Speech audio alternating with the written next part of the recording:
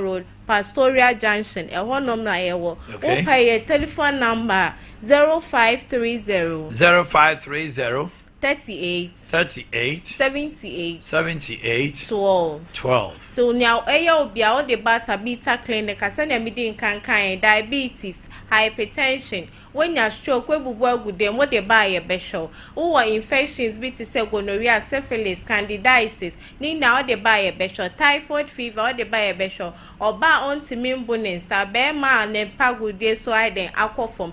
And now or ba ne bema so ma warrior or more peba so e buy a soya wasa, ye beshe or more na ya show muye. We any no pain ya tabita clinic e de ba bedaimo. Wa wo tie ye wa wo hwe ye besrese anope so wo peye kira kwan ya ye wo Kumasi Cindy's Junction Daban and I ukọ takrade so ye wo portrait opposite police quarters ukọ Accra so ye wo Madina Firestone Bridge ase honom and na ukọ Suyano so ye wo New Doman Road Pastoral Junction honom pe na obehu ye senya midin kan ye no Tabita Clinic ye free screening Friday ya ebe mesre say tiefo ni ahwefo mo hwe Friday ye nya wo ye bia no wo betu anomo na wa ba ya so ye nya mabubo ina so wo pe ye telephone number so a na me ba bebubo 0530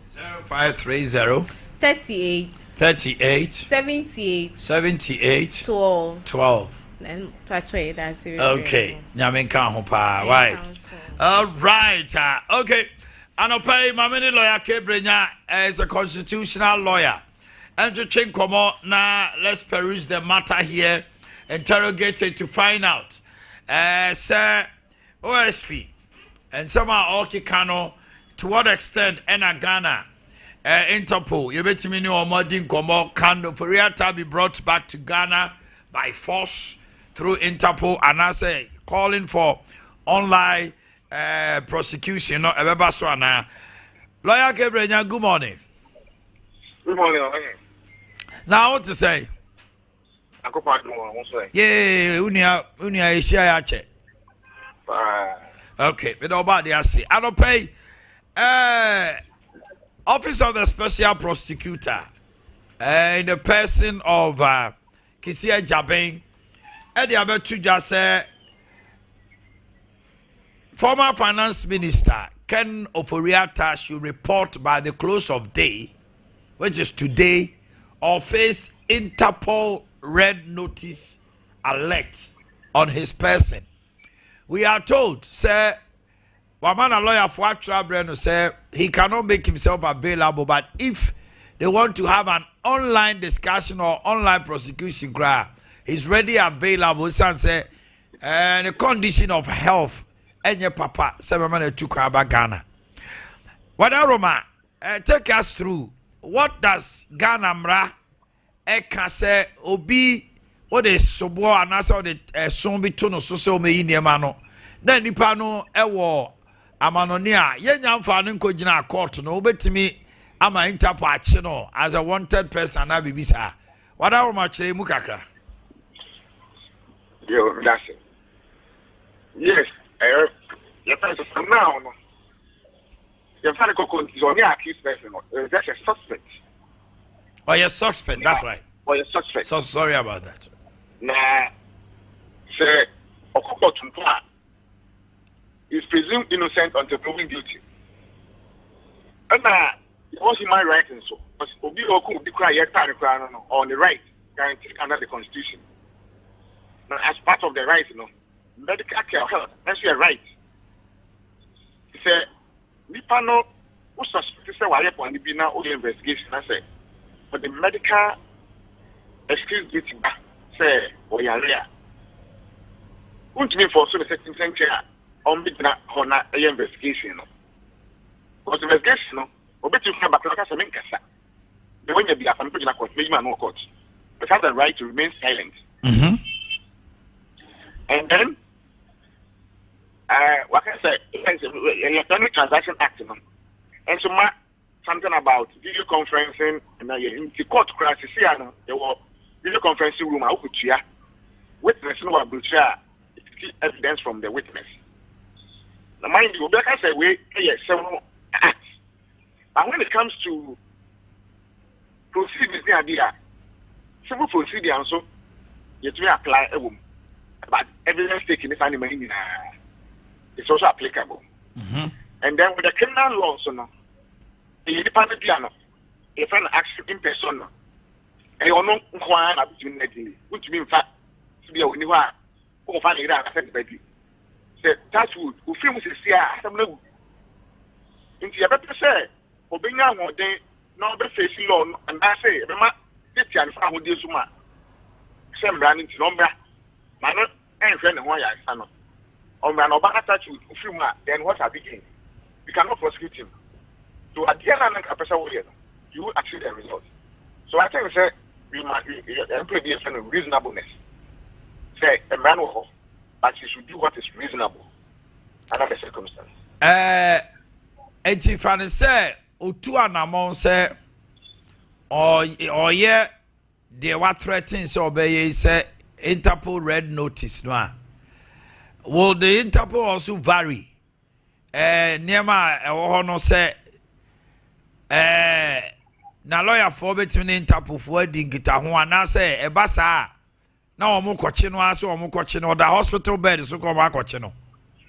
Yes, Interpol to who right Ghana this you extradition. Say we near to lawyers between up to say why you cannot be taken out. And now Mr. Fred, a lawyer for also court, Omako had his application be about putting him on the red alert because of his health name. Court now again is 18 June in November ruling on the application. And she said, if he does anything, our man he participates in the OSP office, participate in that court proceedings. If he does anything contrary to that, we will against for court and for which will also amount to contempt. Because what you are being prevented from doing, that's exactly what you are doing it. So you make the court, ruling, moot, or you overrate the other party. Now, the lawyer has Oforiatta been officially charged? No, he has not been charged. It's just investigation. And no mobile there. The way I say, OSP no arresting police hours to be actual, but to be more bail. That the Yama Yokophobia or Muyusino. That is the only we investigate at this point. No. And I'm because Mr. Brata cover, or to Kakasa Minkasa. I'm a cocoa, as we are baby, I'm not an Amsemekasa. And he has a right to remain silent. I don't know why always being insisted as Omran or my red alert. And then Obisu airborne in Sudania. The person can even be in China absence. So that's so minded. That's someone without the input or cooperation of Mr. Brata. That's they have solid, legally verifiable evidence. They can be put in on they say it's on the run, because we start a criminal process. Because we've had a case of Sedinam where she was tried in absentia and convicted. He's here to even return. Yes. And to Oforiatta case, so movie say they can proceed to court and even start a trial now. Yes. Because if I'm not making itself available. And now, it's right and it's choice. And you say, if you go across to say or report to my Interpol there, what Interpol will do is the Omega Penachino. Into all more lawyer for they be our to me. I court. Our America, say, Chio Munipebia on health grounds and on human rights, no more abuse on the day. Yes. Not judge no better national say bia a kwan bi so no wo se ma ne twenhwe no ho ya wi ansa na say Interpol betim di nakwa. Exactly, because court no evaluate the evidence available. Okay. Yes, second panel. All right, it's good to me said that teacher said the panel you for you pay 12 hours, 8 hours. Now, sabi Obana communal be better na no I papa na so e boy. There's owu asem na wu. Exactly, I asking persona. I got a property video. I have an action in Rema. And you are the mom in a property. To be a waitress, that challenge to continue. I say, criminal trial and quite who are.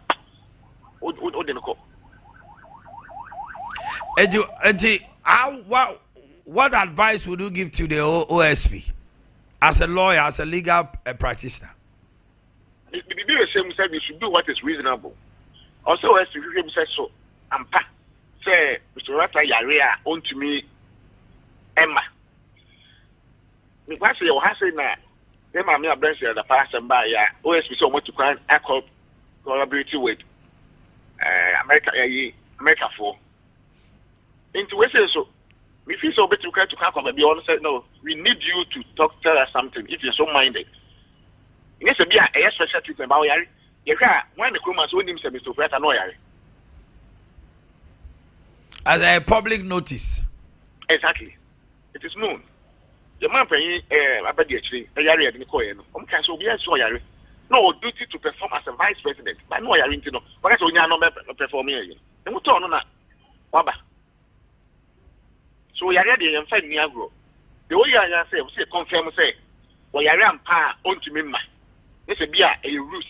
The BID prevented to come to stand trial. That's idea. I don't think that since trial say you say now you be and on the medical history, so with the hospital, no, they can subpoena the hospital to produce that, Anna. Yes, they're going to consider when we don't understand it, and so verify. Doctor B. Obeshan Bia, or no crowd, the license, and yet to Krenas or Dr. Nasania.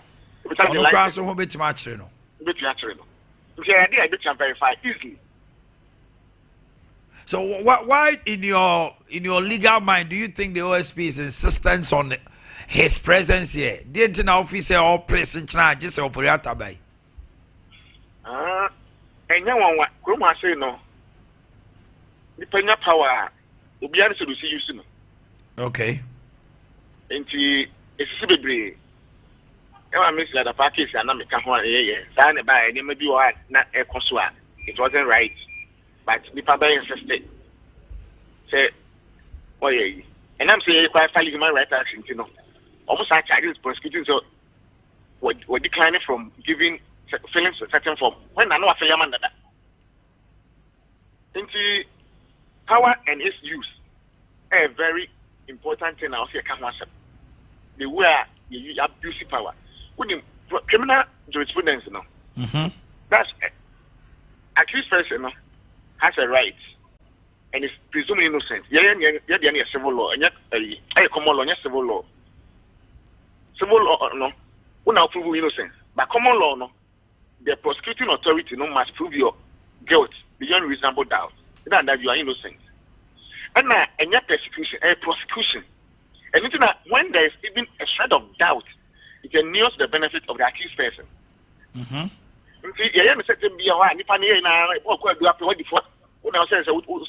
No, and but anytime we are now with you criminal trial, criminal proceedings, then you are persecuting the person. You move away from prosecution because you are using the forces of individual who is seen as an ordinary person in the eyes of the law. Everybody is ordinary person in the eyes of the law. And they have the force of state. And any doubt raised by the accused person and yours to his benefit, and then the person must be acquitted and discharged. Lawyer Dominic Abia Chemedasianope. Okay. And lawyer Dominic Abia is a constitutional lawyer. And I watch it and say on the Benya OSP or avenues bebre, he can try for Riata in absentia, obetimi crying American corroboratina or more any hospital no, and obetimi a call for hospital no, a supini hospital not to produce Abia official for Riata or dead Ghana for than say Branyasa Ameriport because report no my interpa or Montra on the lawyers will go to court. Said the client is being his health condition is being abused, human rights. The court no edge no very wrong abrucho. Now Shen Crate a lawyer for a doctor for the Chelesa and Power ya and want to don't want. Rebecca say in criminal jurisprudence, no, alternate remove do me no and no really be do me no bit me. And don't you know to manema. Now oh he said the name Tamakula. Ono de say Ghana odi esika ya bua no force wo medam oti America odwojo no ho obi akwa ni wa ye interested so kwa hwe abra ya na ejiri sika ba mo ana kwa didi o mo mayo mo miemia ni ne enkofa o mo mra oforiata nti wa nyekure ni sani osiko tu Isaiah nti ampa so yare ya nti magana Isaiah 40 ya Isaiah 40 say 40:22 na me mie ho kra me hear the wa ya twere Isaiah 40:22 oforiata ye sure pa se di trim ICGC ni pa ayi otabe eba to bezo chese yare ampa as is here for bosome miensa as 9 a doctor for wa abrochi ntimi ma ho nto Isaiah 40 oh nam sukra 40:22 boa asa ye ni hono ma ho we are sure say 40:22 na dia ba me Isaiah 40:22 it is he that sitteth upon the circle of the head. Yeah, well, I will get you so quick.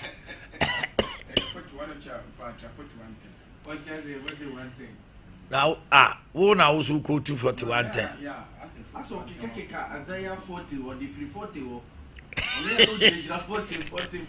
Well, we're fucking. I'm going to test him in himself.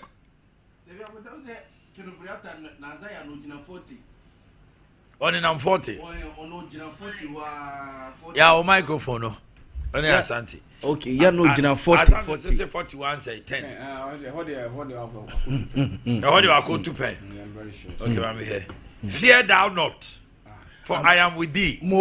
IMF assembly by. Be not dismayed, for I am thy God. Yes. I will strengthen thee. Yeah, I will help thee. Then they walk away now to where they. Mensro, brother shall OSP. Nyameno na nam. Emo akumentu. So rade ebe show akuma. Obeboa o.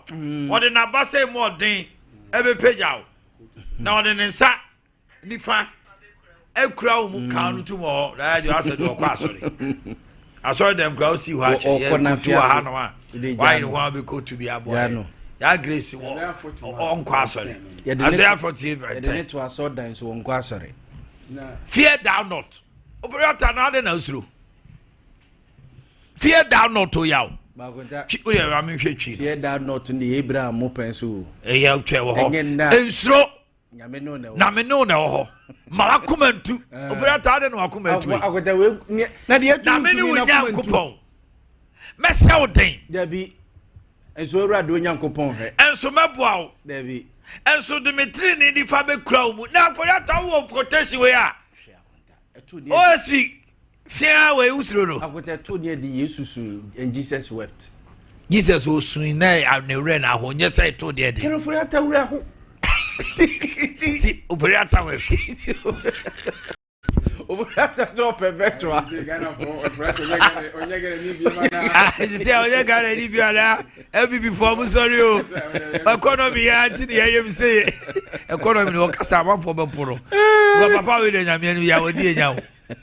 Operata di Omanhene Yaw. Ba Omanhene media no kuru. That's what the media go. Ade ku nyina de. Look, ye to abawie ye no. Who show sense of when obachi papa ndi kuta ho. Wo kwa abroche yina correspondence o crowd. Want me amfa sanction bi anto ne passport so. Ama wakọ ho wie. Afa na baka che se won samra. No frata na yare se da be no mesa na ho wie. Onya sa no wie ne. 4 years. What you say? What's that? Who are there 4 years? And as I said, mistake. Yeah, why you go for winter media? Say, say 1 month ago, na government today a sort tone account so a freezing account. And the same thing like to show they were serious. He said the lawyer he said prosecutions. I can't say or no for that in the go court one. Let's say nyame mfa free mu kwa na Omanhene free mu. Action persona. Wow. And the body will be for that or what? About this after so I have set some of these dates. And so me yok a year no when said OSP no ka yoko ya and ka asuma German yaso for so be so the yoko ya no say OSP no there ye me no ka say I say minim say I say wo boa no the next intention na say odwane there because so you serious and say Interpol Interpol, yeah. When the last time passed again, you call between Interpol, never gonna pay. Much be that. So, Ubia and Kubia, dear, and now Ubia and go. Now, said the name. Said the name. Now MPP crowd power. No, what was over? No. Yaw. Said the name, no crowd, they are convicted. No. Court. Ya jailing. No. What that's all. Now they all know they also are yari. It's that damn crowd also are yari. One day, they almost maybe say on so be trying who US. But when they say yes, yes, Iiadeakye. And this was I Iiadeakye Abia that I was the neighbor. No, Baba. No, I just said I'm telling you, just come. Now, and only as I tell you, one wapa. Are they? Hey, none of yada. Motiana mutu kenufriata fo. Se moma, na de atu untumi no. Ana na make say, baby am na no pay me buy me so omra. Baby pass asem de mu ke na say. Baby quotation o kind de ko mfa nya kokodro. Etu onsuro nyame ne na wo to omra. Na ni quotation ya me quotation. Akota samre na no finance minister no oji sa quotation ni de. Yes, oji di. No, but after wood to miss the buckle.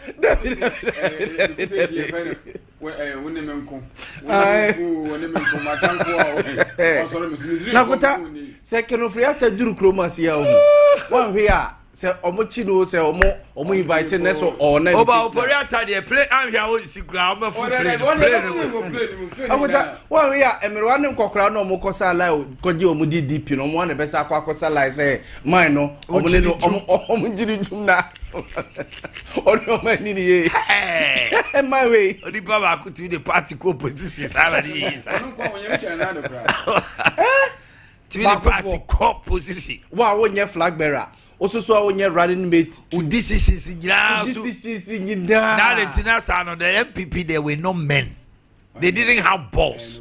You go to cabinet, one person Omanhene Yaw, he takes a decision. DDP say 800,000 individual bondholders. There have been a presentation at cabinet to prove say their money is about 0.something 5% of GDP, so it will not affect them. Don't. Ama what to make Jina Swabe catch the Ghana for? No, I can check Ghana. There shall be no haircut. Muko weekend in a Monday by Ofuriata see there's a haircut. And then command the course. So cabinet did not meet again. Why do you brush cabinet aside and you use your kitchen cabinet to rule the nation? I would say there were no men in MPP. No, where were the men? I could take my example. Wa uni Kuma. I would general secretary say Justin Kodia from Pong. Justin Kodia from Pong be Jina and Okana party ni bibi wo Accra. And Oman anniversary no. Oman anniversary catch them say if you think you are tired leave. Then they are going to cabinet. You meet the president or some here reshuffle near their day. Boy no could do reshuffle. Oh yeah, media or could do a cabinet or media man could be there. But Omo cabinet ni be say a cab desen ka Justin Kodia Johnson who he challenged the president say Mr. President. So when they went to cabinet Nanka was the Bearman SLPSA. President started so now Yahweh Mibuswas. Yahweh Nasakatan, we had to be 2 and him sector or more resa for our metro. It was bullying. The other people are no more cabinet meeting, Naseno. Edia. No, Sebian comes almost supporting. There were no men in this fight. There were no men. According to sources, you say a former vice president, Krano was against your friend say Kenufriata decisions. Bima, you say Drew Babino, Alejo, you say Drew Babino, Alan Martin that time. And also, Pata vice president say just when Kasebiu because when they were at cabinet, nobody was listening to. I said, Alan Martin was side. Just when it comes to finance, economic committee. Now, Alan Martin head the cabinet. Then your vice president. Yes. Overcall cabinet, Alan Martin, and Anne Dano. Yeah. Many occasions, Kenuforiata. You see, the president was running a kitchen cabinet. Every president, Omanhene Yaw or kitchen cabinet. One year. Obia Obi. There was certain top notcher. even when cabinet has taken a decision, behind closed doors, they also do verification and vary and see say ebebo anase boa. Ebi on ma obebaro na kitchen cabinet akaguna sum. Obi abeka bibia o say ye the way na ko. They are top notch. They are godfathers in the party. What you mention no? Ebia omba betena say be di ko so ebia no na say do ketia. Any people like ebia chikata monom ne mpanifo bi di ko ma wie. Ejo oba betie ma dwen keke. Oba panikufo we are told. So Moko cabinet, every minister or a cabinet, he will put the issue on the table. Obi abeche na dwen. No mama ko break aba. No a vary omon semni nyina. It will ban all the beto ha. And no also mobile. Even in go for kwa no mutia hepic. Yes. Even the finance minister was half mouthful. It was half mouthful by announcement. What did okay? The president has instructed that we go just assemble that chair. That was the statement he made. What they mentioned. They didn't show their boss. They didn't show their boss. They were no men. Yako meeting. I'm a second in command. The correct as a yinti. Let me watch mine. And only idea. Nanado at a point in time. No, why are memo no hine? Yes. Why nana? Oman nana to say hine be run mutan democracy no. Yes. It's not ni oni peer e cabinet. Jacob for had peers who could criticize him. Omo so a cabinet ministers no one bebe nyina o chen mu nyina. And mu nyina so na make say godfather. And na make say na oni peer. But oh say Jacob for had peer. No. Now the only person na bia obetima ka say bia one na nado kra bia be alanjrematin say bia certain bia obetima so that is why you see a Tony Eden it is between alanjrematin and alleged so moko cabinet meeting a Tony Eden na bi kra kwala small ministers no pe say they put to be across omo ko omo ho se senior ade we nke dey say ni say o se kopega bra support it omo support na say the small kitchen cabinet na antiasia o ye there hona Isaiah 40:22 ni wan wan bebem na you see na litidi da ne kon ho say sa no any omone you man show boss say obi na ma I can Canada Japan a be hero the party no he done the consequences so no ko obosun say na Japan be ko na asa danka he done the consequences and the boama party na hu say edu ba bi no wo so ri janye tsabi de obedie nko an o man because party no senka o munya nipa bi so ri tegu fado from 2022 hoba yes sorry tia ko mo sorry ginan ne ba bia o ye ho a 94 apota 88 enyiri be 94 enyiri be 100 kura na nya no na ekotu ande apia kubi ande apia kubi amani hunu party ni ko opposition and also I am bitter and I'm bitter ande apia kubi ya odi nyina ye se kenofriata o ma enne so mo kanipa authority in books wise no and craba be kan say maybe the party go di impelfo bi say sorry ti no kan ya be India film everything say usumi MPR no so oh yes Eugene Boakye entry Eugene then say our lower down say up general secretary one say am for say and say no shisha ase afi o say nya say bia Akufo-Addo no lower down man na ebo for the general secretary party one yes obubo mu wie wasaba from general secretary list wo hu ya bo ma ben watch you and me hu ya nam say hey omo general secretary ni Eugene Boakye entry Eugene Henry Kwabena Kokofu pe Justin Kodia from on the incumbent Musa Superior Esiama Isaac Kwame Esiama former Chumamponia Mustafa Hamid yes former English Yamam Dr. Charles Jamana Dr. former MP Doma okay mami yamona Ayaba Mujib baba say congratulations in advance so say Mujib koi ya titi bibi say akai ya titi bibi say Mujib koi Kaku muji oba acha onye kwakuo bodo mu kwa yes si a Ebeneza man bu ni papa Ebeneza bu fu akwa se papa we de kaku tete meme ni kwakuo no sasa meme ni kwakuo ka che be nya kwasa meme ni kwakuo you trust me? Now we didn't trust free her. Would you brand here? Otrasia, the pacho, oh, we are lower seat. Hey, you're a majority member. Sit where lower my minority. Would you be important to say? What me a mic and so mammy? Aha. I saw green camera. Now, Pacho, yes, we'll call him for now. And yet, I am congratulated because you've done a human's job. Omanhene, I can't cry. Sir, Yabuama. Person be card and I said, okay, let it in your mind. I will say. Okay. Yeah, Grace, dear, now I'm saying check it. Oh, Mamma, you know.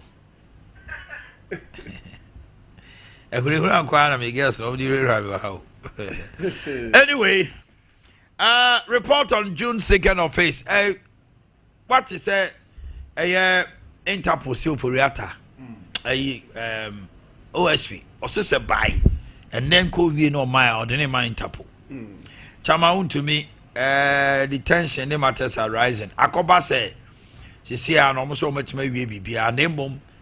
Mandemus order no more koji or court until some more court na or here but and the appear could be at it or say and never in H won't to be benya bail. If you move say Yoko has acted capriciously, come fast only as a much it found who dear home almost said that 50 million a toast so said the bay on bit meditating to show him where power lies, as said by minority leader Fenyo Markin said. Yoko wanted to show him where power lies. Now, Yoko Swaba Bontin said the criticism is unfounded because they have followed due process. And we are hearing some fuel prices to drop by 9%. Fuel. So besati. We are expecting a by Friday. Fuel also by 9%. And also free on my penny John Mama say for August. Doso po na me de mamo. Mami chiu. Omanhene, ana pedi e betcha eye watiefo. Ewia ya sachia eye ND Samani ko. The free His Excellency John Dramani Mahama to the Ashanti Regional Minister. On behalf and to the Fato silent. Fato silent na wa wonim. To our original chairman Malapesi. And now I call Zuba ye no. Tim we got two chairman. We to chairman in the Incomo Francis the Dovimono winner. ND Samani I can think of for glance it through and all say Sanson I met chairman Kwame Papa Dr. Samuel Sapo. That's right. But me so we team me nano pay. Dr. Baby will be a chair. Omanhene, the issue at hand, the name says starting free to me. Okay. Let me say, Timamo for the Oman who be an creda. Oman who said the entire tour Obama, His Excellency John Dramani Mahama. And one and one would. Okay. A dream may be no dream catashe, not to create a marry. It's in a page 4, ye ubi our babaji or mano. No one make sure say a year dream catashe every few. Now ubi be around so then and sabo a year or my Japadim biano. You better near DH near who said the right thing is being done. Either so they are the Bamaye and answer Obukufias. Na a nipa who do be na or man if he say based on investigation. I was say a fear of non beings and phobiano. Na enumu na who say a year Chamanuntini. You for started from police, CID headquarters, or Oman invitation, or by a Omanhene Yaw, if you want to you so far. Na minim the point that MPP for a busy on say Dientina, ye man bill, na Dientina ye tete, and no sense. Omanhene say, Omo yesa, and Omo busuna Omo yesa. Nurse a Boakye, and our man and Omo Penicanco. Because this is not the first time. If you say to you, na do danko akufado, we are Attorney General, or make sure say, you be institute this institution. I be permanent. Chairman to me is not the first person on woman invitation. Chairman to me is investigation. Investigation a year effort the Japadian and the Sikasemu and the BB away. This is not the first time. Intino say utin kwanche baby na office ye tete na na say constitution na on pese be ye adwuma. Esan say ye fi say katasese ne dream bi e for sa opinion no. Intina constitutionally ye were instrument I was use na man invitation. Now ye didn't na kogu. Ebi no mo ka say ye pese be man bill. Omanhene die ya kesi wo mpa ne say okobrane ahu process a yuku ede eye chama untumi enemu omo the name due process, but yet our people in the opposition they want to create an impression one person omo di bibi to temamufo trim say ade na ayeye no enye ne kwaso ye nkyere eye emu omo na mantu na emu de he no ma violate bill no more bill condition no more. And they felt the bill condition was too high. Was too high. Yeah. Hey, Omanhene we mune o. Ana Wyoming unya ase. Na ne ka o de Ghana ana the alleged e kana ye come asem. Na 51 between 51 million. Yes. 51 to 52 million Ghana cedis. Omanhene man bill condition is it was around 54 million. 54 million. Yes. 54 million. Then. Which means this time could have been like 100. Sikana ya allergy say one. You be so say no na bill condition. Now they only the moja na minimum. Moja ebi na minimum. Onya bosume nkunba. Ono a wodeka 51 million. You didn't bill condition ever. Na 54 million. Now wo ye check it cocoa board. One or musika same year, it was around 400 and something billion. O the bagana sikamwa. Na ma baila, yes you bail condition 50 million or cobrani tenchen ekab. Esa no kra na nipa bi mpeso mbede, ombeka. Sanka ye hwede ye de Wyoming na. Anka ne bail condition no, say around 450 billion. Na ochina bi. Uhunu amamua or the nidie at the amaye. So there is nothing like on because or the nidia is a one fanny de na mana mochina swana. Kasaya frama. In Sambia waka. I said emra any room ha. In Sambia waka. I said enya omani ye chichiri.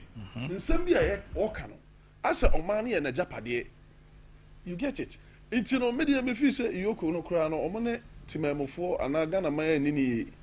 Esan say more man bail condition na more man 50 million. I think say in every court proceedings biano precedents adwuma to me enyo bia say original chairman nti se wafom emra na emra no ye hwe ne boni a wadi ana ye hwe the gravity of the case ni e feel say e was say the bail condition to so a I was say ye man the appropriate bail condition. Sika no mo de man no esha. Say ye ka woni cocoa board sika ho asem. Na sika no was around 450 billion. Na say for 50 million bra bail conditioner. Na obi be gina mo twa sika no ma na ekire odi ni sika man na odwane ane ye ndi.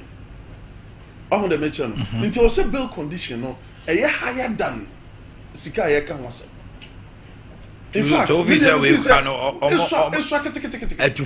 etufobo selua ana dia manu awosu so into me feel say nyoma bi a MPP for ye etoda ya na they are not being real to the system omo two futuro good to memfo ani omo ye ne say bi nsida omo ye ne say sa de na ekoso no ase eye untumi nti ana ye ne sa which is not right munim yoko invite ni pa wodo bebre Tama Yoko Bai during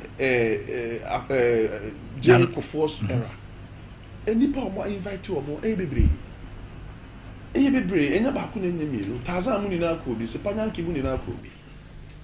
ended well because your fee said that is the right procedure.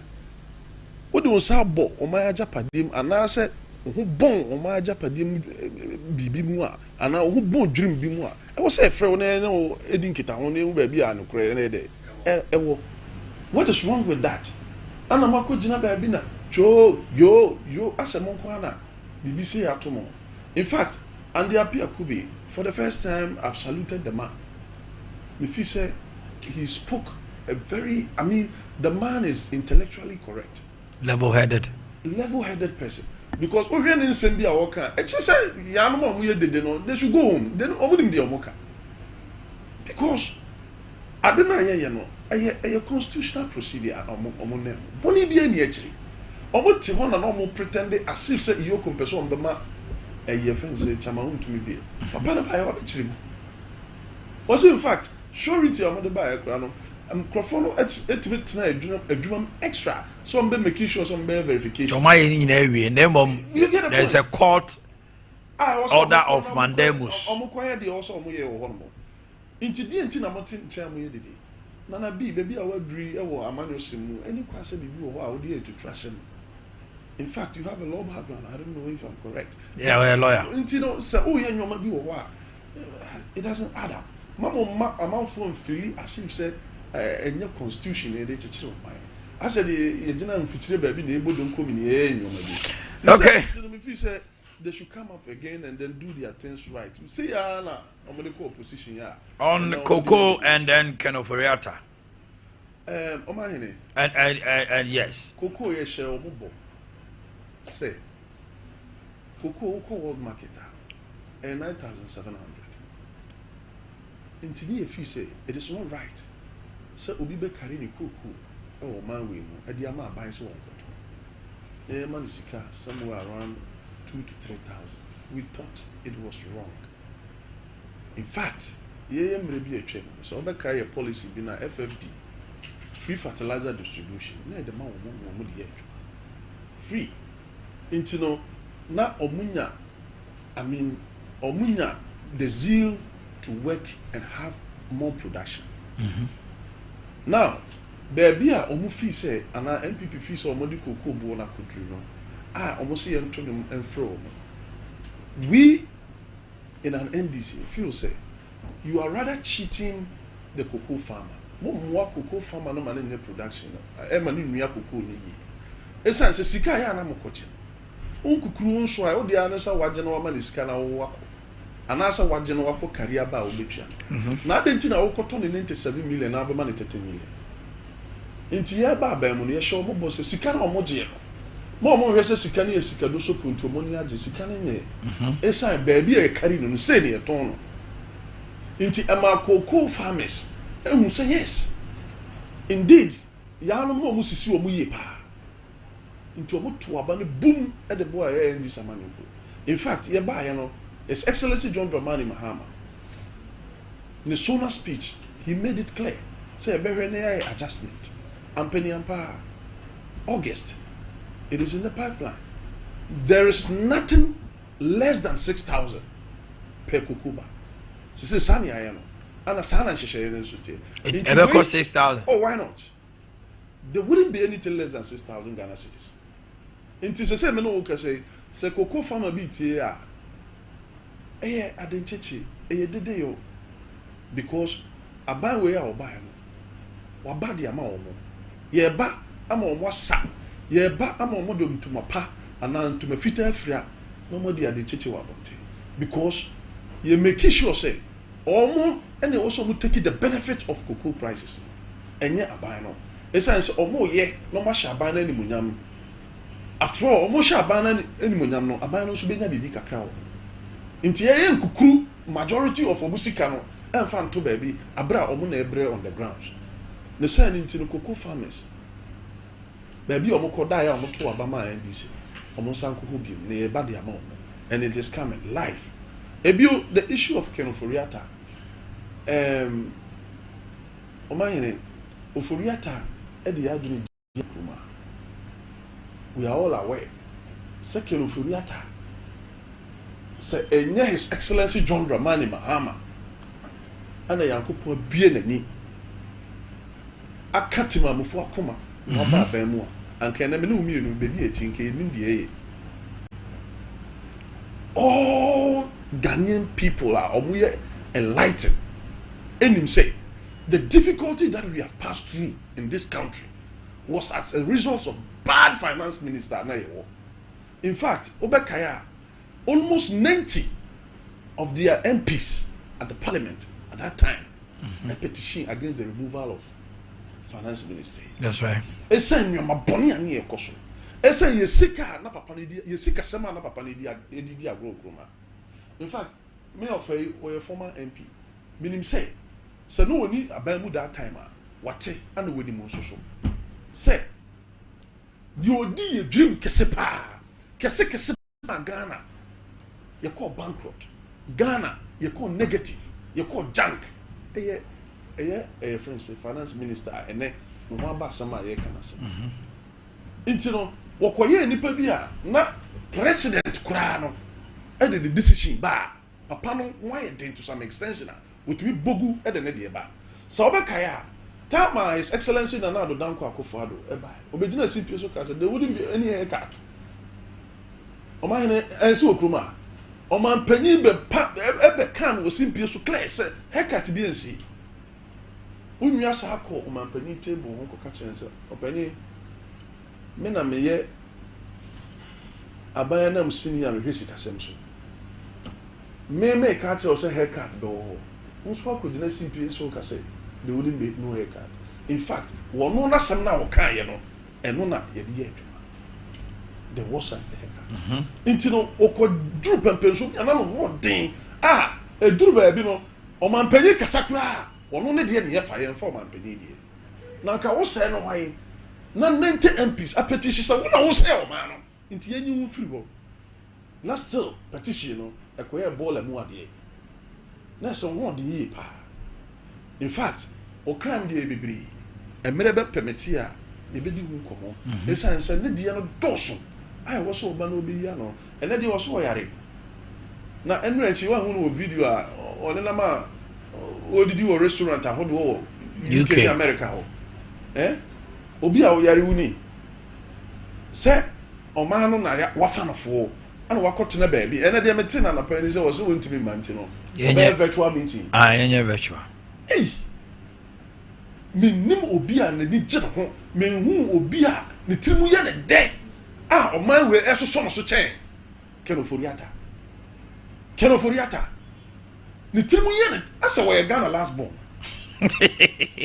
Omanhene papa ni a woye onya Ghana last born Ghana de Ghana catchre esa se nyoma bi a woye no na wo OSP apa wanted say ye hwehwe wo famra wo lawyer e be pa achew e my date ye gi date ni tumu esa democracy sesem na wo ko ba bi a eye monarcha wo betuma ye sade we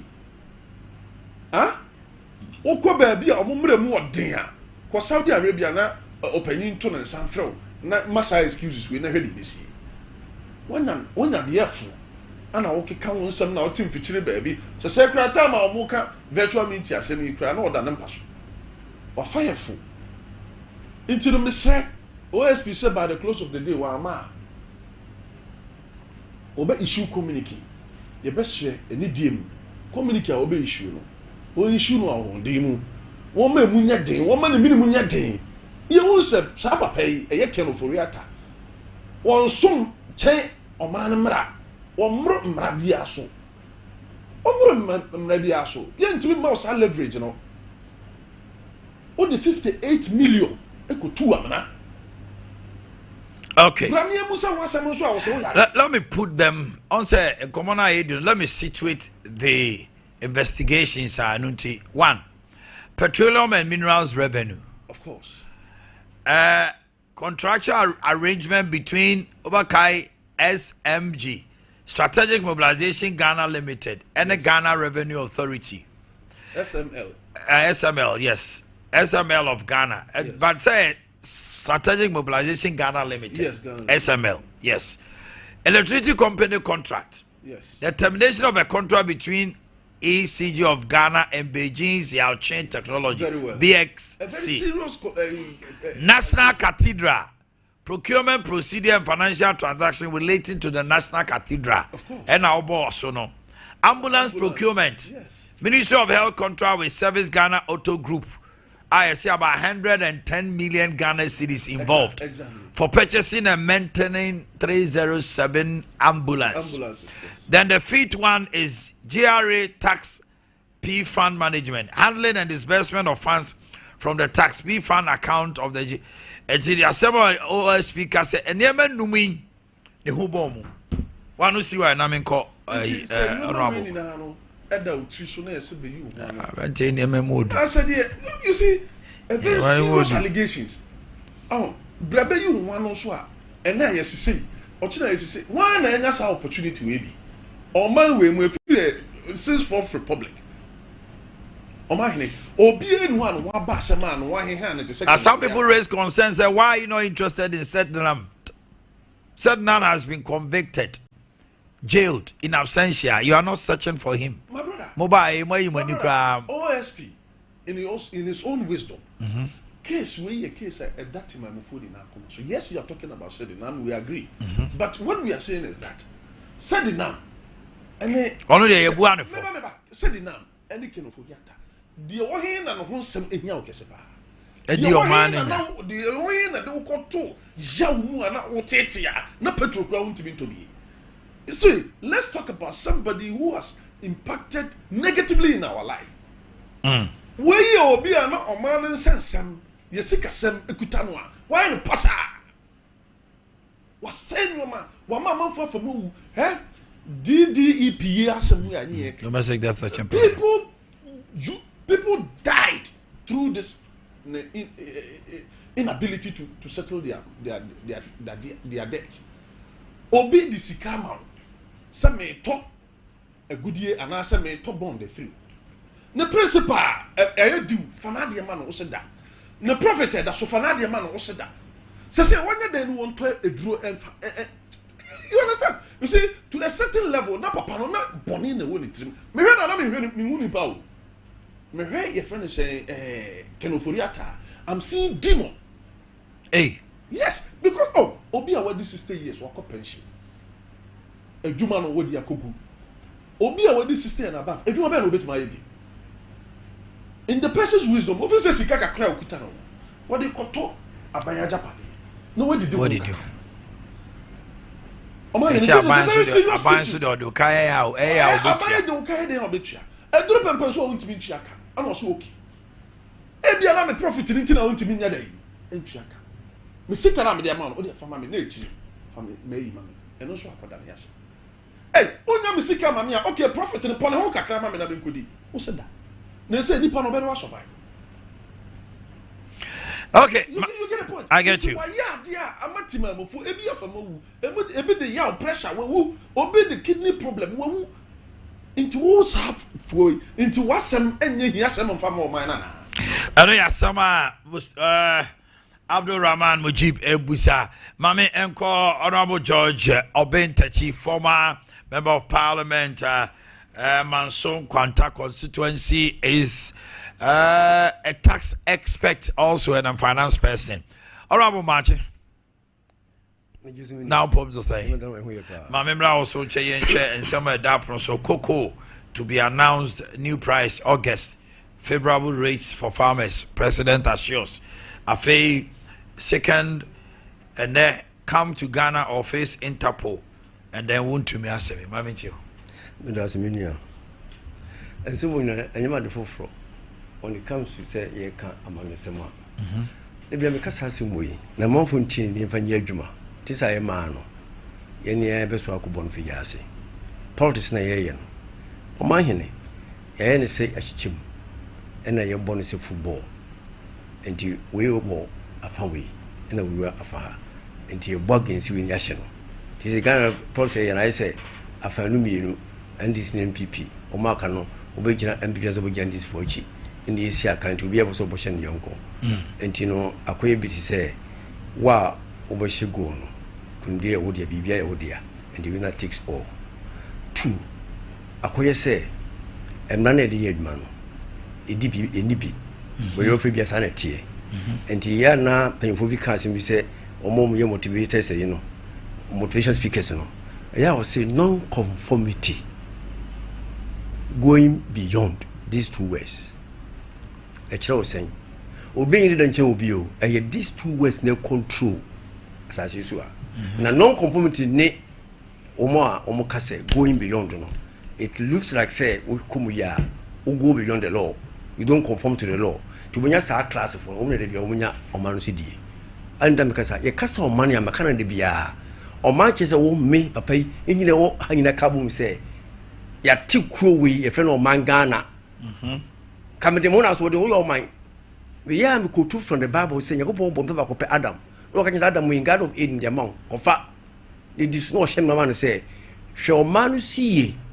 ne did work it and take care to we did na wo de bobra obia wo di wo so ye wo na wo ye o man dada na sisi wo mun ntokwa ye kuna meka say 2 ayi no anyway no o permis me pre and the basa na yitwe nanti you team one and ho den che wo no obruwa na wafo japa no kon baby ti nipa hu say sisi ni nti no yen ka ye humum ni yenyi ba ko no ni so ni yen famra nya adwa ni kikire mra ti ne ka so constitution and nipa mo ga na say no omo tie ho se mfre Ghana fo no eno mu yo mo mra se constitution yen fan hwe ye hwe so na menyam ye die ene ma ho bambo enem no ka say mami cha panyi bi o wase no efre na nan o mantemo ta ko papa no pa yonko no ne nyama bi mo ho na nse de bi obati bia na nkofo atake nkofo je e ma na o mukọ edwan papa no ye adwumo funu bags Ghana e bi adrei ti yentimi mfa sisi cameras bombo ba bia ma e sare mo so nti command so kwanta area almost every week obati nka say akromfa kwa atake nkofo o muka e ma adwumo no manyina ti sabre edrei amanfo no ye edie enum secret ni tinyo ho manyina sisi da ko say o man politics no akoba ne say we nya power na wo mu a omodi mo nda no ya investigate wo mu omodi e emre ni wo mu bi we ba o chene die na wo mu ay say non pusi kware ke say o ma akamuru bi sa sembi se sednam ono so wo hinfa de meka ko wi ne say menua obi bia mra di no ye ne ayehye mra aban ko aban ba o se eto so firi ho se ko ba se yi bi firi ne gya bi mu a eyade eye me de no bu sha beka de be akyem se emra de e sheto mamu a wo ebedi ubia no o se di wo enye jo party wo enye kro wo firi mu nye traba wo firi mu fi se o man ye kro pe e Ghana and emra ye kro pe constitution and other laws ye di bo man ti se me ko fa pen wi na me wie na me ka se me yen pipi ni ntino emra ni mi ni a na obia wonye party ni ana obia oto memo non party bia no on dem ni die na kotum e be se mfiedu ana se na mi ti o oil pa ayi be se o papa bia ko di ne ba afa ne ba ya man 10 years hwe on obia no within one day na umbona ba so say asema ma contem fast prosecution e sa asem no a day na ko na pa on ko 10 years politics ma ke be twoncho no sa ma na ban ya ba be yi no ekoso de bia eti mamufo na enum ti omo ye die ne wo hene o ma ba mo no wo hene ya ye wia wo mburu wo mu wo ka mu ne mfi ye mfi chire ko adwuma so na politicians ye ba na ko ese ye ko adwuma ye se fanse bia wontumi asem the law should take its course me ka benina front be se mi chire mu yama fo hu se me ma no sia ana me bom masem no tofa e bon po a no hu se de me ka fa no okay enti ko ba ne se ti mamufo no a wo mu libie no timemufo no mu non party no timemufo no mu ka kuroko no ho no on de ho kam a okodam o mu bi o party mu ne de o mu kama na ye yenko ye no no ye mu fi would person me gi se makan hada se oka o ma no emrandi ni bi to me o se mran ye na djuma ne mo de ba ko mi hwe hu ni se o freedom e kan ha edom a o fre no ye npp no so fru bia ko bi because e ku na isi aten Ghana ha and he said, would ye ba, it be you, would ye Maya, Ubedem. So would ye or it be you, would ye Maya, Ubedem. Saturday or my emergency chamber. Young family gymnasa, to be catch about for say, medium a person readma. So won't me front of them to more one.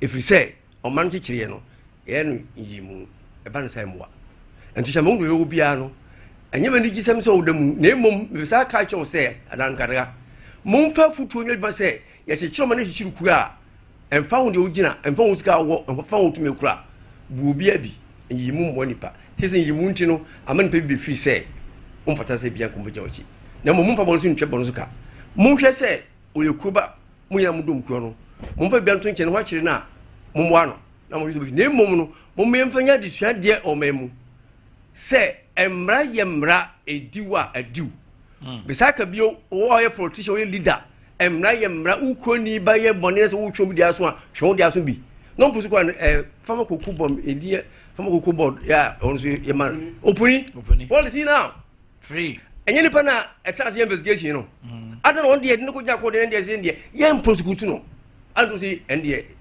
ifem the merit of the o kasar man kan se bi mba mi ko abane ba no you cases ni nyina exactly and one more mu ka mu some investigation ye no enye ka obi no be ye yo eye Ghana fo ya sambra na de ye adman ekwekwe na hoda no and what say no na eye adman no and it is different and what yoko ne eye OSP and aka no enye ekokoro na apart from that no e be san no and bakoro mu adman investigation na o manda ho ti de no mu hunu ya enne eye foforo amanchi kire minua mu menye statement mu menye ye ma no ho mu menfanya port bebrebe ti ze ko se no o clear say o mara ko ye independent wa baba no di bone ko baby go beyond don't conform una benye sika una leader motivation speakers when you don't conform una we then we champion o mo man conform we champion mo fom sika mu ko baby ye ne conform no ye ne ho kire ye mama on fato se me siko asenu he ya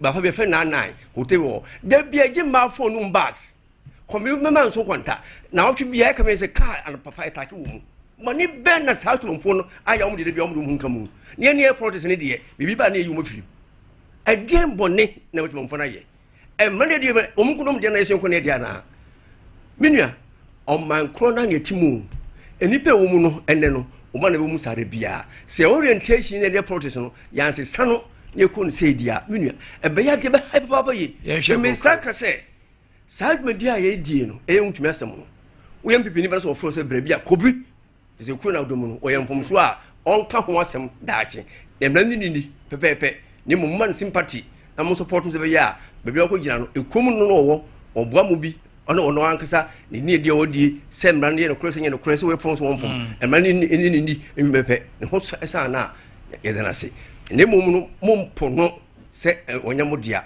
mo nsu no mu nyame kaka belu be yesika etua bel enyesika etua ne yo man so akasa ho na we kana we be yesika etua bel kire se wonni ho a ye hwe wasem no ho a na wudwane a ana wa ma sika we ne de 2-3 so e beje se ne be ya eka bia wo ba bia fi se wonani diwa also odi bata o ma no ana patu be yetimi de akopata entinye sika sabi ye jamo bi ene ne kire enti se be ne ko ba se bibi ekote chima se ke ye beli no no mo che so bi bibi call se ka be no eso o ka se be no so a e do nwa na da foforo eni mere mo se bibi sa ba so ukwa e wo mere mo te wo mo ko ye ti mo ma woni me ye se na be no sa ene so enka hu enye sika ye gefri no ye de 2 se de ba be wo no bibi si anyo bi enti be no asem no mo ye fanto se ne mra ne kire no obi koye order se ye nti so ebra wo maka ho asem obi dis bibi akoko sia no se ampa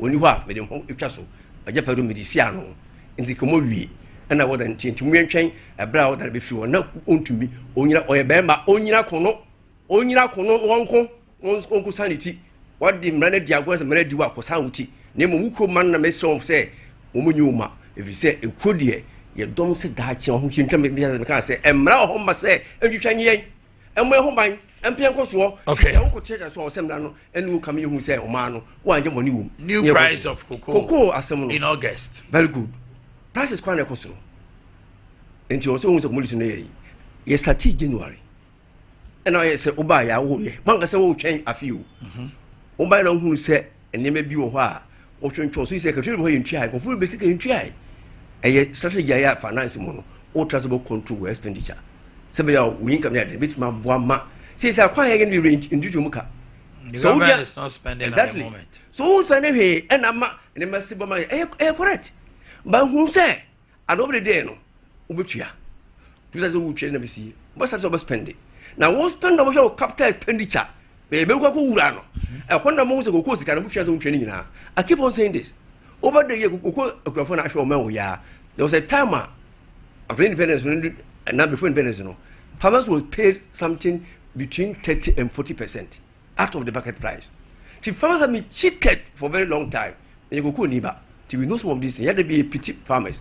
I don't have to see until say, my penny go for time. Or yeah, I say, 60%. The day I say, can you make for Tony Drew? Or for Tony Boot? Most for Tony B. Yes, say, can you never be brown? And you come more and 60% your pay. Wa ko hwe sem panyin fo twem kokko board ende ma ye krama akurafo ni da titi wo mu mi wa wo hwe ma no boa sen ko to na de wa bontre be ko to ne sa kan bo no form ye din na ko buo wura mu na akurafo e ho akiri wo mu ti se ma ha ka so botuma for now no from January to August 8 months masa yes mo na ko base 1 year after be review kokko price because the kokko price e ko soro because say uhunu say Ejinanga o say first season no Pass me again, Honor was a carrier, I didn't use Zampa. Now, August, no. Like a price of that time. You know, my price variation, and son of Ray say, why you pass the father, who start far away. It doesn't mean no cocoa price only. Here, Canana took a corner, if it is a derivative market. And before sending people off, no opposition, cocoa board folk can say, Omoko just syndicated loan view. This office is real Jena. And this guy a kudu mona a busuma ya huchiri and the saying so can derivatives are we chair I do take maybe some say na derivatives say Ghana hana it will near question a debate home if you say there be in Nuho I'm say atra ho ya tro say say atra ho kujum sad derivatives no ye ojum na oko be friends forwarder financial be oto na buru na me portrait for ko be oto be mami me pe bro jum says you turn 100 cedis. Was the June up and down 150 cedis? Maybe to the woman was Matthias here. And local price down say in June met up a Bruno 150. Say do June never look 1 star not 150. Say do June never 1 photo not 150. And the banner sana wow tono say one look 1 sister when you pass me a metono beton 150 and wow no all time 150 ama wo 160 no wo ho akiro na me ameto me ho ato me se ba 140 sanso na ma wa wo so oto no do vi say aban no ana montua o ka August nye enya de wan wan bia those days and you know if it be say forward and futures so ko she bon to say koko bo no eduru say ye tonia ye beto age 150 se bo no ko 160 elusu fi se me ko to age 150 so 160 nti obi o ma ote bo no na because the one costro as go for a and no near dear ma latest say there be ukosana 10 cities 4 times best handle bags always came to those days na yes syndicated loan na ya kwaji no de bo to ma say one bag be want to be to ni say no e duru ho de bo costro upowumpo utonja abofo na moyen but na ne de and say go say gudama turu ko no ko dwaso a e bo de ho na kwaji and the ban sana or so beke out and I ma buy na baswe so betu na me kan I want ma mini how de me chiwa kusini say sakuba se dawuta gudama ne yaje sika sa bre na yeni how ba bedu ba bia na kokko price eba fom no uni kushin o papa me kabasem uni kushin say aban no mo chenie e ba cho hwade o se se a e 31 fansa aban de ko 60 yeah say esotia abani ntimi ngase otiso e fe na me cho say mini how the make sure conditions am mu na say finance mu no o try say o be balance be say tem bia no betima sustain bibi and we buffer and me fancy bia and the kokko boako 100 cedis mama 80 cedis ma save 20 cedis me okay se kokko na nkoso ankwa ni mu ne ba sister you are going to pay at 80 in terms of the cushion it means you have buffer. Government has buffer. It's a sister government buffer view because a 80% of woman at 100 no 80 or 20 cities as your buffer. What I say, the sister, mom 80 won't be mochi. Very good. I continue that way. One na ma will be careful. Say, all prices are commodities and I'm saying no, exactly because of market volatility. Exactly. and when the moment ye can say na o me fa no se bia e ja politics keke e market volatility ne exchanges ekoso so one you careful in some of these and I will so a volumes of tons and I will deal with and today bia no omo ye price hold man wo hwe market no steady no who say you bet man work within a range be say be 50 to be 80 and at any given time your prices no it shouldn't go beyond this say be ya bet man nya price per share on for reactors today and into no abusafo yemba ya you know say o man kire no yen hweda enye bibi emman kwan se boapayo bi ni mo hwe expertise wo bibi mu na wahwe ho e de asese tata kind of reactor when you so unbindi ya pepe ofrata na mo parliament it decided say papa no the popularity no asenke and the ban sa market conditions no market conditions no and wow and the ban sa after country yes bia no bi no abakọ no bia na bisa but who finance mu who politics mu who bibia mu a conditions bi e chew say indicators e chew say there be obi wan yi kra no timi ma market say look at what's happening in America since Trump ho hin me went no ama all other countries here say they would come to one president no omo you no mo pe she say dollar no obi ayi na twe say on fa dollar and trade hwenya ekoso America fo nyina bu afu e ban sa na would the head now at that time no ho be yahi some look for chance and they say go musem exactly and into a power of rata and you may be a coso to me I can't was that I talk about levy said the rate was not I talk about that exchange say it was not necessary because government can say untimin child dead wrong all these things number among people that sinking president sisanma omano revolve again number omano enya jiraso and this are confidence exactly and this are market no be beer working against the government and I was on tea fine I don't really know and what could you and some of who say so also on tea yes now a month for pedia this is what you're going to do and to my flat and so I go to swallow say yampa say yam on calling omegina no na idea mekana e fa say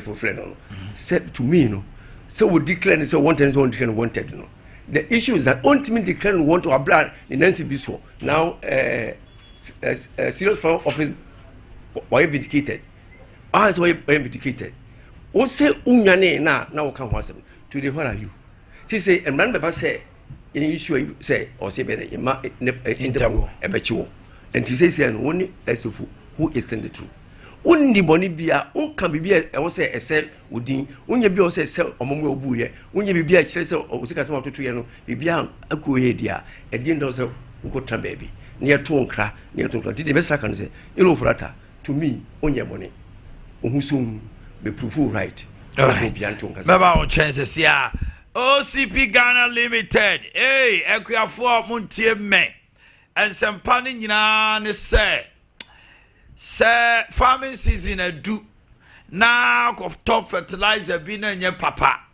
odo wa ho de nyina be hyema wie de fertilizer kogu mfudie so emfa demra so se ujai substandard fertilizer product awoto no ama enema no ba ano 1 acre kra na wo ye ya na ketua bi na wutwa no OCP aba MPK na wo hu ho no na ye de abase ebema high quality na go for the best go for OCP fertilizers ema wo no buy no enyini ye doso na ema wo sika wo di ram so unya wade na mo eye vegetables any cereals no eye OCP 15 and OCP 10 wonso a wodia eye aduanom ne ade legumes no also there OCP TSP uko jaso abusa OCP na distributor shop bia o Ghana have bia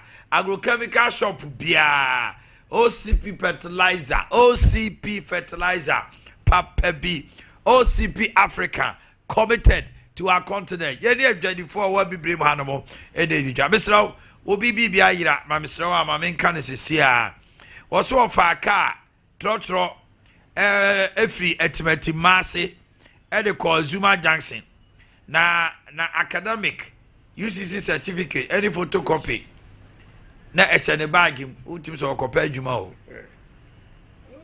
na photocopy no your friend no edina woso no eye Lucille Afriye Boateng na mate ni oba no she raincoat so etimsrawa Lucille Afriye Boateng University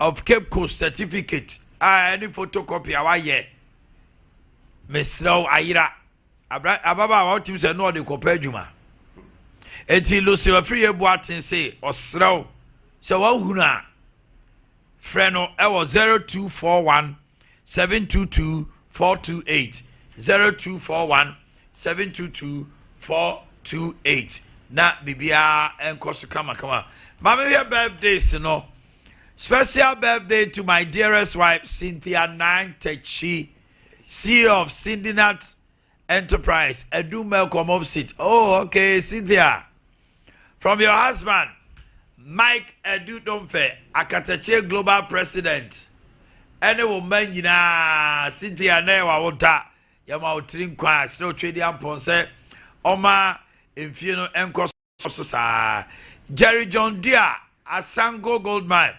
Abrante weekend meaning on a far flight. Oh nice guy. Or your unit manager stakeholder engagement and external relations ewo Asanko Gold Mine unit manager stakeholder engagement and external relations. Today is your birthday. And this is coming from Akosia Sumo Japan, Sompa FM and TV. To my sweet wife, Mrs. Frederica Echampon. From your husband, Pastor Dito. And then a blessed birthday to Alvin Boateng Dakwa of Pope John Paul International School, Sabia Krofom. Your dad is Esumedu Dakwa Soa of Kesmi Media. And I crown a picture of my Alvin Boateng. Yeah, Grace. Okay. To our sister Akosia Doma of London. Today is your birthday coming from others. And then Michael Fusue Friye, Deputy Managing Editor of the Daily Banner newspaper. Okay. Akosia Suma Japan. Then, happy birthday to my beautiful wife. Ekwia Opaki, CEO of Opaki Kids Collection and Ladies. Wefri Ukunu, the Pac-Man, Opaki Collections. Happy birthday to you, beautiful wife, Ekwia Opaki, CEO of Opaki Kids Collection and Ladies Collection at Sementia Mall, SG Mall. This is coming from your hubby, the Pac-Man. Oh yes. Bless the birthday to Sandra Fofi of Anchinebra Church of God from Ebenezer Usu and South Sompa. Okay, remember and cry also. Your final words, Mujib Naminko Peninsula. Omanhene, what you say a former MP, Kase Kukuno, say, ye 2 more na emrebidu na ye teswa. Intimate. So knowledge now now what you say. Nobody understands. Omani echichiri. Anna, if he say baby a kuku na dam, we can do better. Anna ye pigeon from a certain 3,100 to 6,000. And it was a promise because we had a foresight. You can say baby a dano and yet the right position. And now cocoa on the market is also high. It's high. Into your fat cocoa buono, and they put 6,000. Accept it and applaud the government. Period. Assembly any will be. Don't give any negative notion. Yes, I know we will not fit here. Again, no fit here in what way? No, that is because no, don't say that. Don't say that. It's okay. Don't say that. Again, the issue of Kelofuriata. You've said it already in a plain language. Or say, you lose market confidence. Oh, man, and before so Becas and medical statistics and categorically, say, Papano Ama international companies, any investors are running away from the country due to his inability and incompetence of being a finance minister in this country. Was said no matter. The saying, you know, so more about Omanhene Yaw. They don't have the confidence to come and operate. What Jetum say? Okura no Omanhene Yaw, no yet finance minister. Now what parliament at the time. He levy now on force. These are some of his problems. These are some of his problems. A typical one. I want to treat Timemu for answer. And you go watching what bow mushroom. A cassa with you. Now, and then you live. DDP, debt restructure. Look at the people who died through the pain that he has put them through. Ekamu nana Omanhene Yaw. Obi awako pension. Odi ni sika bill. So we know who be dija. So wrapping up, Omra, say it as it is, because the say no. I want not to for a chance of as the honorable say, Omra no me no. When you are careful with what you say, or Bonechi on the other hand, and trying to let it look neutral on the other hand. Which one neutral? Call a spade. Some man was say or man and maybe a channel. And now we are calling on him to come and account. And that is our all of us, that should be our tone. So one but he said it. Oh, but look at how he. For you, maybe he was not vociferous. Yes. That is how he speaks. No. Maybe you are vibrant. You are young. I understand. I respect him. Let's call a spade a spade. Because it doesn't take he's an MPP former member of parliament. Now, for him to call Noforiata to come and answer, he's bold. Yes. Because even Abia the party for Buchanan in Yajani. Oh, but when you are saying the truth, you don't care who. Yeah, so you should understand, sir.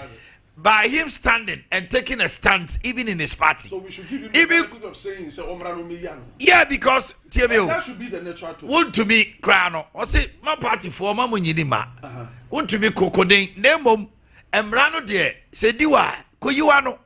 He has been blunt with issues here. What we are saying today is that the OSP, by the close of the day, he should declare the guy a red and wanted, so that wherever he is, Interpol final. Honorable, your final words. Master Dr. Papa, politics are becoming no. Your man interest in the country in the prime partisan. Maybe clear you come as say Oman me focus. I'm running a Juma. Kuku was walking. A clear say pricing. Of fixed price, you know, control price no. And to be a Kuku that hundreds 180. So one tries to over pricing to be the whole. Among who's in case of this here, you do not advance of them all. Me marked by the Bia, what am I doing my government? And to honor you are more careful, say, more price methodology. In case there's a condition, much better for you'll be cushioned. Opa, Father, for advice. And it's an expert advice. I'm not joking. The relative when you go in there, there's a price in Kutiwa who take out when the match you can petrol BC. It was this derivatives. Omunje derivatives, price no, a favor almost a tribaco petties a kim of integrity. And to ya debia, a more, you know, Munchim home chamber minimum and this for almost that team because when I'm speaking now, like I say, you know, main find your partism, we show man more advice. They be I speak on policy issues and go some advice no more. You chat to a million and make an say. Momman kana fo ina ntia say oman chechire no yen kana fo o mamu ko bi adi kui en na ka wo se mamra nya adwuma obi bia o mamra adwuma enkosie no mamu nyini ntum saa enti mra ya chechire no ya chechire ma Ghana fo enche ma party and this is MPP se yen hwehwemu ka se asoma si wo bintin wei emra no ni ndia obi me ka se ono de nyini si nchen go do ma hwe ni si na nsia se charter of plane on se ba se Chatani BBM says, what's the meaning of that? She say, a can't do a sense of believe that Guguni fee, never some difficult man, dollar, Montier, as opportunity, and also no investigation. A bad son of party, no name or mano, in Chichiano, difference of boom, no man interest near your name, as a winter, among for Monfa wind and trap on as in Newcomo. So, man, Chichiano, and run to beer, young friend could see, and I went to be, dear body say, young idea. Is also young Palm can say, Obia and Melody Piano. All right, honorable, Medawase. Samson Ameda Mujibu Swase. Bidi ni Omanhene Yaw Boakye. Ya Grace and a Director Affairs ewo fiha. Kukua Jando akosi asuma my producers. Anopamote ya boama ene asante eboa my panel in the house and also ably supporting APK floor manager wahanoma ena Kevin anyone more Kenya. Have a wonderful day and stay blessed. It's time for food time. All right. Honorable, Medawa say, Samson Ameda Mujibu Swase, Bidi Omanhene Yaw Boakye, Ya Grace.